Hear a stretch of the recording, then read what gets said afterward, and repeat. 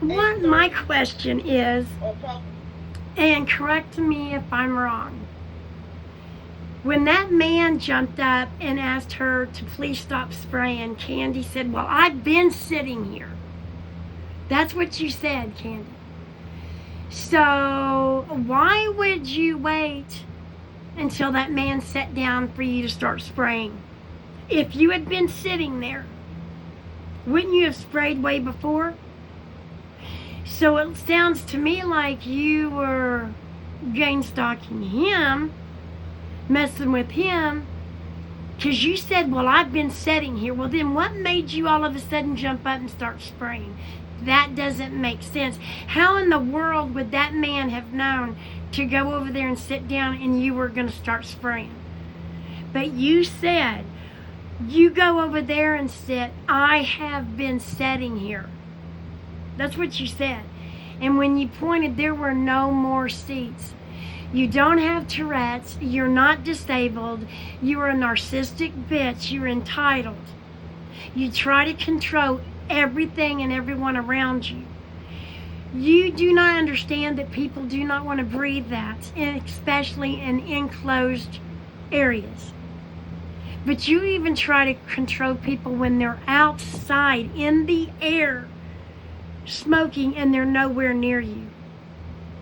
And the thing is you now, and I am so thankful, people that were supportive of you are no longer supportive of you. Why? It's nothing we've said. It's because you, Candy, are showing your own crimes. You, Candy, are showing where you are the bully. You are showing where you cuss people and scream at them and literally try to control everything around you. So for that, thank you.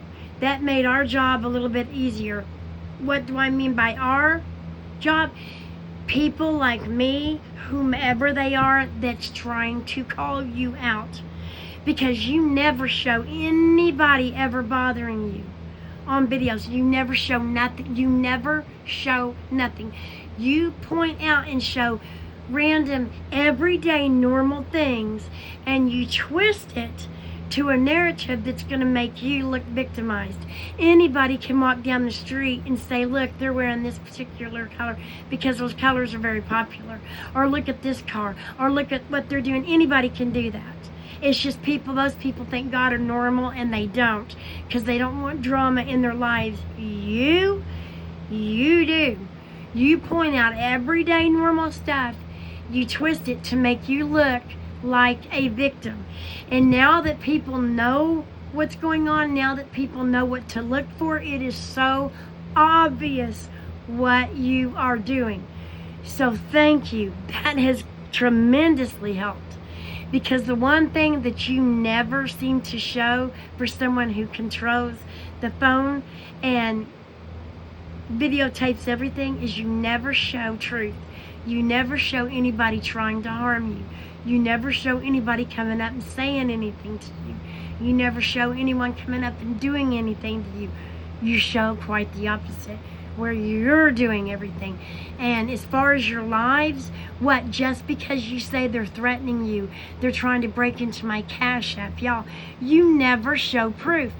Just because you say it doesn't mean it's true. You're just wanting sympathy. You're being dramatic and you're being a victim. The only thing you do show is people coming in your lives calling you out for being a narcissistic, scamming liar, which you are. That does not make anybody a sex trafficker. That does not make anyone a demon lover. Now, do you get some weird comments every once in a while and harassment? Yes, you do. But you know what, Candy Grand Greedy? Everybody that's on social media constantly does. The only difference between them and you is 9 times out of 10, they just ignore it. You have to point it out. You've got to scream. You've got to point it out in great big red letters to bring attention, to make you look more victimized. When people stop and use their heads, it's nothing more than what it is. is people just getting on there messing with you like they do thousands of people every day on social media.